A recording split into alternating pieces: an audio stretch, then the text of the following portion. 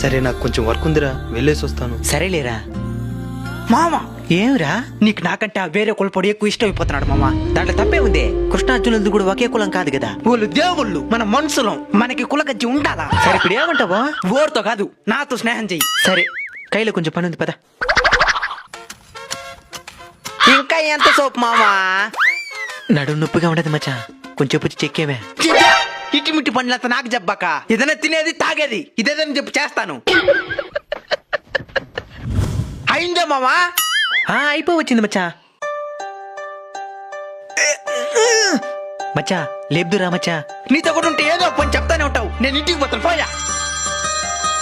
సరే ఆ ఫోన్ ఎవరు చేస్తున్నారు చూసేసిపో మచ్చా. హలో, నేను సుభాష్ని మాట్లాడుతున్నాను. నువ్వా మామా? నీ ఫ్రెండ్ ఫోన్ చేశాడు. ఎక్కడున్నారు? తల నుంచి కైలేను కష్టపడుతున్నాడు, నాన్ను కూడా చంపుతున్నాడు. సరే సరే.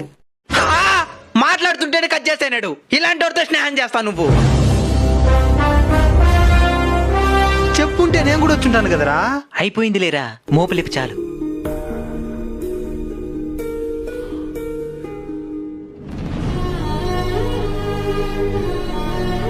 నేను ఎత్తుకుని ఉంటాను కదరా. తెల్లారి నుంచి కష్టపడుతున్నావు, ఇంకెక్కడ తేగలుగుతావు? నేను తెస్తాలే కాని పదా.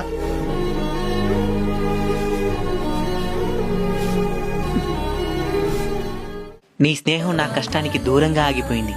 వాడి స్నేహం నా కష్టంలో సైతం తోడుంది. నీ స్నేహం కులం దగ్గరే ఆగిపోయింది. వాడి స్నేహం నేను కాటిలో కాలేంత వరకు నాతోనే ఉంటుంది.